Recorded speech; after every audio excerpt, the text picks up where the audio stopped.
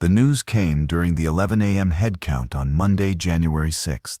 A corrections officer stopped at cell B47 and addressed Nicolás Maduro with the bureaucratic indifference that characterized all interactions at MDC Brooklyn. "Your son's making a speech in the Venezuelan National Assembly. Thought you'd want to know. It's on the Spanish channel." Maduro's distinctive, thick, dark gray mustache twitched involuntarily. His dark brown eyes, which had grown increasingly hollow during his 3 days of federal detention, suddenly widened with alarm. Nicolasito, his son, speaking in the National Assembly, the institution that Maduro himself had controlled for 13 years, now operating under Delcy Rodriguez's interim government. "Can I watch?" Maduro heard himself asking, his voice rougher than intended. The officer shrugged. "It's a free country. You can watch whatever's on TV." The irony of that statement, "it's a free country," wasn't lost on Maduro as he scrambled to find the Spanish-language news channel on the small television mounted high in his cell. His weathered hands with thick fingers fumbled with the remote, his Venezuelan facial features with broad nose and full lips set in an expression of desperate urgency. Cellmate Rodriguez looked up from the lower bunk. "Your kid's a congressman, right?" "Nicolasito?" "Nicolás Maduro Guerra," Maduro corrected automatically, finally finding CNN and Espanol. "He was elected to the National Assembly in 2020. But I never wanted him in politics. Never. I tried to keep him away from all of this." The screen showed the interior of the Federal Legislative Palace in Caracas. The same chamber where Maduro had delivered countless speeches. The same podium where he'd announced policies and denounced American imperialism. But now his son stood there, and Maduro's first thought was how young Nicolasito looked, 29 years old. Just a kid, really. Too young to be carrying the weight that was clearly visible in his posture. The camera zoomed in as young Nicolás Maduro Guerra, wearing a dark suit and Venezuelan flag pin, gripped the podium with both hands. His face, so similar to his father's round features, but younger, less weathered, was set in an expression that mixed determination with barely controlled emotion. Behind him, the assembly members sat in their blue upholstered seats, some watching intently, others whispering to colleagues. Acting President Delcy Rodriguez was visible in the front row. Her expression neutral but her presence a reminder that she now controlled the government Maduro's family had once dominated. Beside her sat Interior Minister Diosdado Cabello and Rodriguez's brother Jorge, the assembly president who'd sworn her in as interim leader just days earlier. Maduro's son began speaking, and his voice, amplified through the chamber's sound system and transmitted across Venezuela and beyond, carried a tremor that made Maduro's chest tighten with parental instinct. "Distinguished members of this assembly, Acting President Rodriguez, fellow citizens of Venezuela." The young man paused, visibly gathering himself. "I stand before you today not as a congressman, but as a son whose parents were kidnapped from their home in the middle of the night by a foreign military force." The word "kidnapped" echoed through the chamber. Some assembly members nodded, others shifted uncomfortably. Delcy Rodriguez's neutral expression never changed, but Maduro knew her well enough to recognize the calculation behind those eyes. She was allowing this speech to proceed, but she was also measuring its political implications. On January 3rd, at approximately 2 a.m., 200 American soldiers invaded Venezuelan soil without authorization, without declaration of war, without respect for international law. Nicolasito's voice grew stronger, more passionate. They broke through the security perimeter of the presidential compound.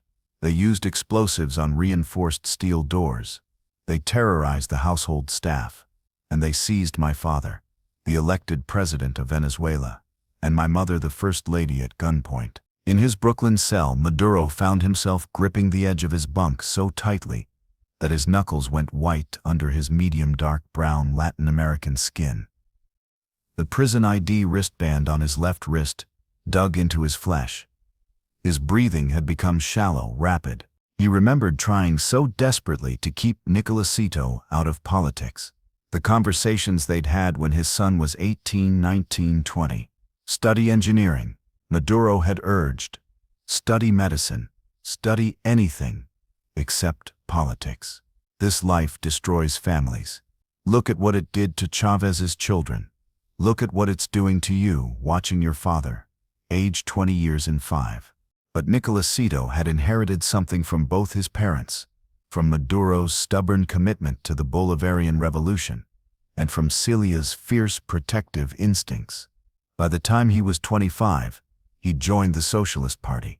By 26, he was campaigning for the National Assembly. Maduro had watched with pride and dread as his son entered the same political arena that had consumed his own life. They claim they arrested a criminal, Nicolasito continued, his voice now carrying across the assembly chamber with increasing force. But let me ask this body and the watching world, what crime justifies invading a sovereign nation? What alleged offense permits the United States to conduct a military operation on Venezuelan soil without permission, without legal process, without regard for the lives of Venezuelan citizens who were present that night? The young man's hands gripped the podium edge, his body language so reminiscent of his father's oratorical style that Maduro felt tears burning behind his eyes. He'd taught Nicolasito that stance years ago, back when his son was a teenager, watching him prepare speeches. Plant your feet, he'd said. Ground yourself. Let your voice come from your center, not your throat. My mother, Cilia Flores, First Lady of Venezuela, was injured during this raid, Nicolasito said, and Maduro's world tilted sideways. She suffered severe bruising to her ribs, possibly fractured, when American soldiers forcibly subdued her. A woman, a grandmother, the First Lady of a sovereign nation, injured by foreign soldiers who had no legal authority to be in her home. The assembly chamber erupted in murmurs. Cameras captured assembly members shaking their heads, some calling out in agreement, others sitting in shocked silence. But Maduro barely heard any of it. His mind had stopped at injured and grandmother. Cilia was hurt, his wife was hurt, and his son was the one telling the world because Maduro himself hadn't even known the full extent of her injuries. The guilt crashed over him like a physical wave. If he'd accepted Trump's demand to surrender during that phone call a week before the operation, if he'd gone into exile when he still could, if he'd prioritized his family's safety over his pride, over his commitment to remaining in power, over his belief that Venezuela's military would protect him. I want to make something absolutely clear to this assembly and to the international community, Nicolasito said, his voice now carrying an edge that reminded Maduro painfully of himself in his younger, more militant days. What happened on January 3rd was not a law enforcement operation. It was not an arrest. It was an invasion. It was an abduction. It was an act of war disguised as criminal justice. The cameras showed acting President Rodriguez's face, still carefully neutral. But Maduro could read the calculation there. She was letting Nicolasito speak because silencing him would look authoritarian, would undermine her carefully constructed image of democratic reform. But she was also positioning herself away from the podium, creating visual distance from rhetoric that might complicate her negotiations with Washington. If we normalize this, Nicolasito continued, his voice rising with emotion, if we accept that the United States can simply kidnap the head of state of any nation it dislikes, then no country is safe. Today it's Venezuela. Tomorrow it could be any nation that refuses to submit to American demands. This is not a regional problem. This is not a Venezuelan issue. It is a direct threat to global political stability and the sovereignty of all nations. Maduro felt something break inside his chest. Pride, certainly. His son was magnificent, articulate, brave, but also terror. Because he understood better than anyone what happened to people who challenged American power too directly, who became too visible, too vocal, too effective at rallying international opinion. Papa made you a target, Maduro whispered to the television screen, his voice breaking. I'm so sorry, hijo. I made you a target. Rodriguez from the lower bunk spoke carefully. Your kid's got guts. That's not an easy speech to give with Delcy Rodriguez sitting right there. Maduro couldn't respond. His eyes remained fixed on the screen as his son continued. I call upon the United Nations to condemn this violation of Venezuelan sovereignty.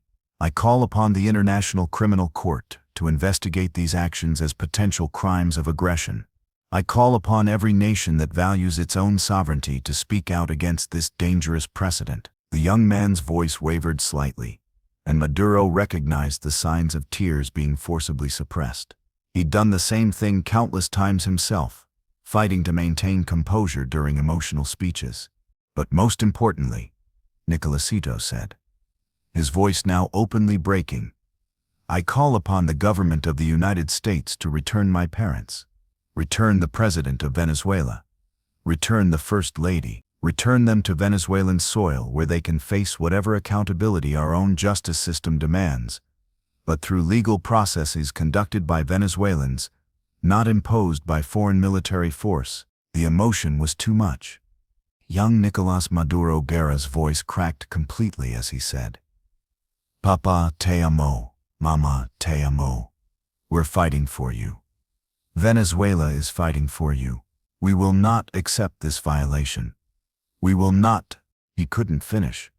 The assembly chamber erupted in a mixture of supportive applause from Maduro loyalists and uncomfortable silence from those who'd already aligned with Rodriguez's new direction. The camera captured Nicolasito stepping back from the podium, visibly struggling to compose himself, before Assembly President Jorge Rodriguez, Delcy's brother, called for order and moved to the next speaker. In Brooklyn, Nicolás Maduro sat on the edge of his bunk with tears streaming down his face beneath his distinctive mustache. His short gray-black hair was disheveled from running his hands through it. His round, full face showed every one of his 62 years plus the additional aging that 3 days of incarceration had imposed. The khaki federal prison uniform hung loosely on his frame, which had already lost noticeable weight. I did this to him, Maduro said aloud, his voice hollow. I did this to my son. He should be finishing his engineering degree, getting married, having children. Instead, he's in that chamber, crying on national television, begging a foreign government to return his kidnapped parents. Rodriguez sat up on the lower bunk. He made his own choice to enter politics. You didn't force him. I modeled it. Maduro's voice rose with anguish. I showed him that this life matters, that serving the revolution matters, that fighting American imperialism matters. I showed him that these struggles are worth sacrificing everything for. And now he's alone in Caracas, with a government that's cooperating with Washington, making himself a target with every word he speaks. The true weight of his situation was crushing. Maduro wasn't just a prisoner. He was a father who'd led his son into a political battlefield and then abandoned him there. Nicolasito was now the most visible face of resistance to the Trump administration's actions in Venezuela, which meant he'd become a target for American intelligence, for Venezuelan security forces loyal to Rodriguez, for everyone with a stake in the new order that was being constructed without Maduro. The phone call came 3 hours later. Maduro's attorney Barry Pollock had arranged it, citing urgent family circumstances. The call would be monitored, recorded, limited to 15 minutes. But it would allow Maduro to speak directly to his son for the first time since his capture. Maduro was escorted to the phone station by 2 corrections officers. His hands, weathered and marked by 3 days of institutional soap and water, shook as he picked up the receiver. Nicolasito, Papa. His son's voice sounded younger over the phone, stripped of the oratorical power it had carried in the assembly chamber. Papa. Are you okay? Are they treating you well? Is Mama with you? I'm fine, hijo. Your mother is in a different facility in Connecticut. We're both fine. The lie came automatically, the parental instinct to shield children from worry. But that speech you gave, did you see it? Did they let you watch? I saw every word. You were magnificent. But Nicolasito, you've made yourself visible. You've made yourself a target. That's dangerous. I don't care about danger, Papa. They kidnapped you. They invaded our home. They hurt Mama. The young man's voice cracked again. What am I supposed to do? Stay silent? Pretend this is acceptable? Maduro closed his eyes, his forehead resting against the concrete wall beside the phone. Every protective instinct screamed at him to tell his son to stop, to stay quiet, to cooperate with Rodriguez's government, to find a way to survive in the new Venezuela that was being constructed. But he couldn't say those words, because he'd spent Nicolasito's entire life teaching him the opposite lesson, that some things matter more than personal safety, that standing up to power requires courage, that the revolution demands sacrifice. "Listen to me carefully," Maduro said, trying to keep his voice steady. "Acting President Rodriguez is cooperating with Washington. CIA Director Ratcliffe was in Caracas meeting with her. She's releasing prisoners, negotiating oil contracts, building a relationship with the Trump administration. That means anyone who opposes this direction, anyone who keeps calling the operation an invasion or a kidnapping, they become obstacles to her new relationship with America. So you want me to shut up? You want me to accept this?" "No." The word came out more forcefully than Maduro intended. "No, hijo. I want you to be smart. I want you to understand that speaking truth to power has consequences. Look at where I am. Look at where your mother is. We spoke truth, we resisted, and now we're federal prisoners facing life sentences." The silence on the other end of the line stretched for long seconds. When Nicolasito spoke again, his voice was quieter but no less determined. "Then I'm following your example, Papa. You taught me that some principles are worth any cost. Was that lesson only for you? Or does it apply to your son too?" The simple logic was devastating. Maduro had no answer that wouldn't reveal him as a hypocrite. Either he believed in the principles he'd built his life around, in which case he had to accept his son continuing the fight, or he admitted those principles weren't worth the cost his family was paying. "Your name is in the indictment," Maduro said finally, shifting to practical concerns. "You're listed as a co-conspirator in the superseding indictment they filed on January 3rd. That means if you travel outside Venezuela, you could be arrested too." "I know," my lawyer told me, "along with Interior Minister Cabello and several others who haven't been captured yet. They're trying to justify the invasion by claiming we're all part of some massive criminal conspiracy. They have Hugo Carvajal," Maduro said, the words tasting like ash. "El Polo pleaded guilty, and he's cooperating. Cliver Alcala did the same. They'll testify against me. They'll probably testify against you too if you give them reason. Then let them testify. Let them say whatever they want. The truth is that America invaded Venezuela to seize control of our oil, and they're using drug charges as justification. Everyone knows it. Half of Latin America is protesting.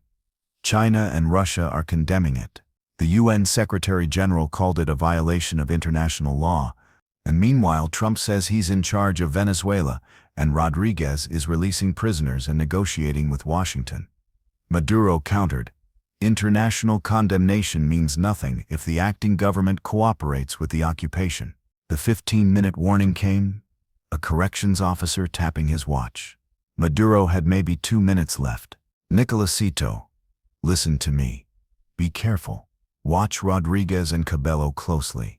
If they start viewing you as a threat to their accommodation with Washington, they'll find ways to marginalize you. They could strip your assembly seat. They could file charges against you. They could—" "Papa."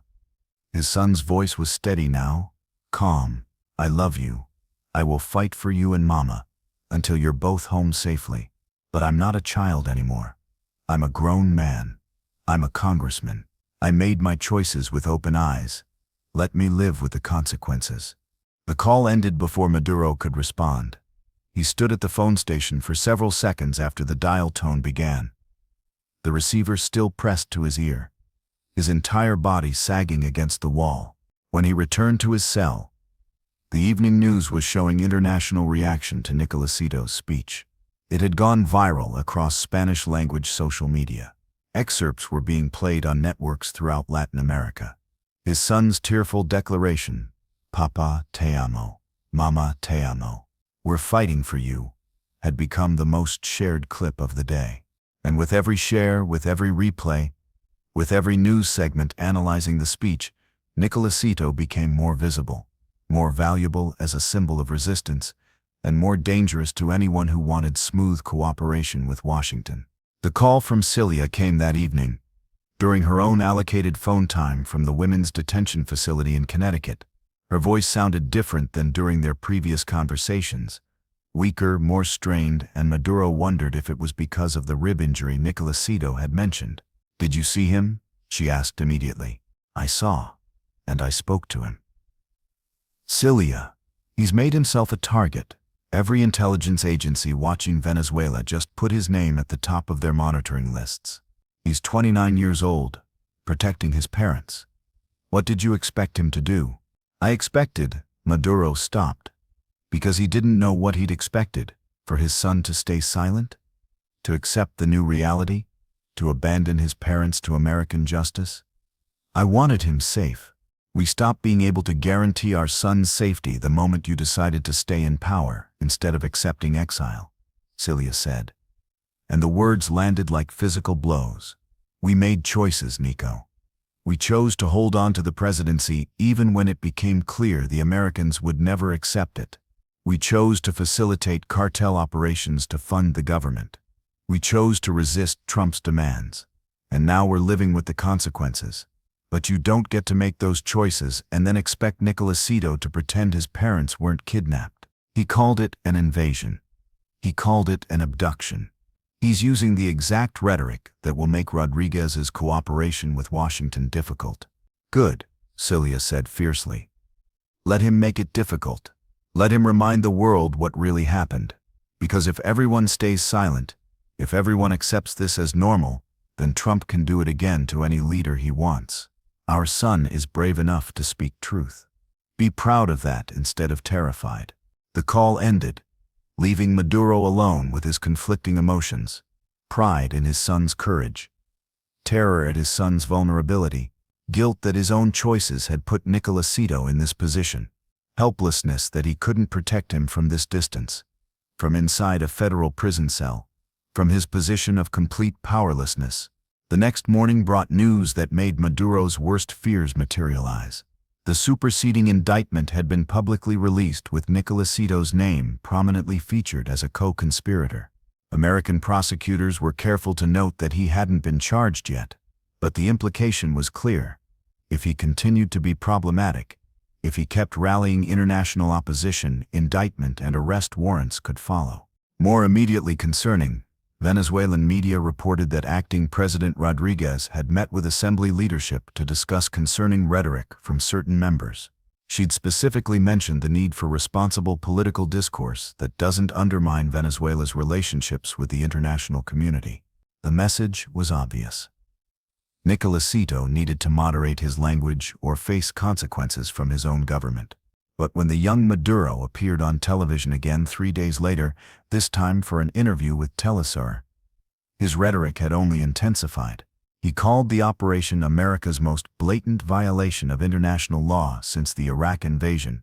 He demanded that the International Criminal Court issue arrest warrants for Trump and Defense Secretary Hegseth.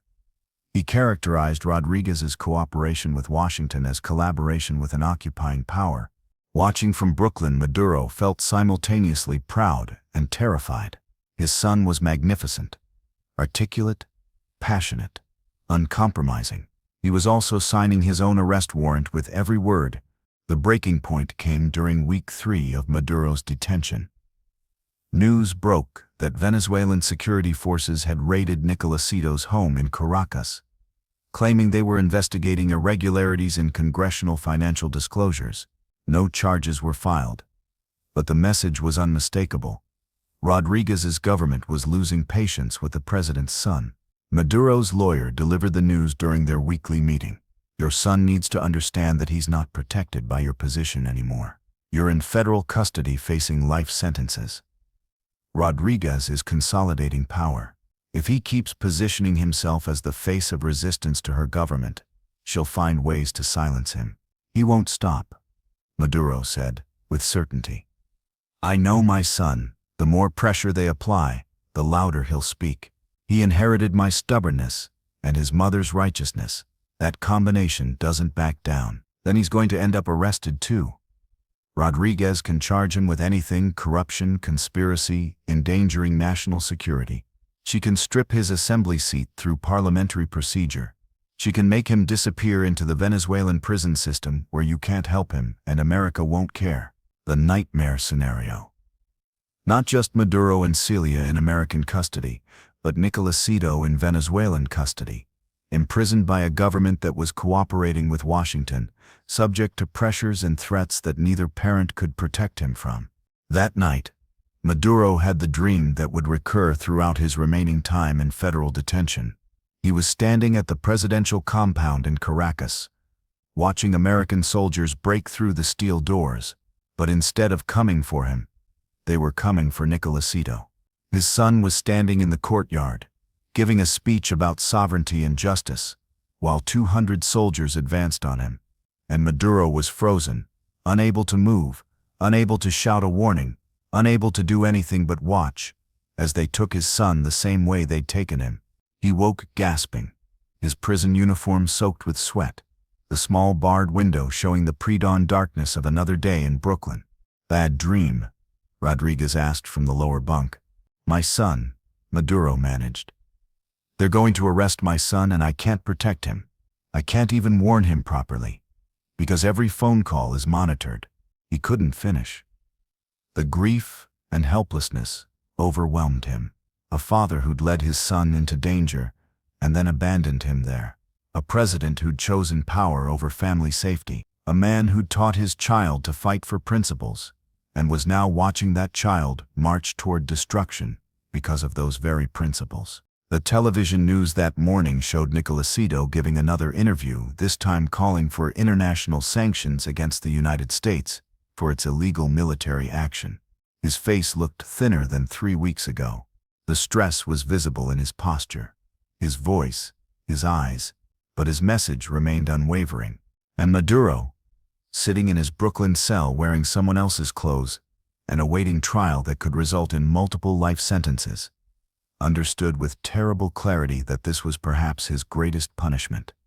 Not the prison, not the life sentences he faced, but watching his son fight battles that Maduro had started, facing dangers that Maduro had created, sacrificing safety for principles that Maduro had taught him.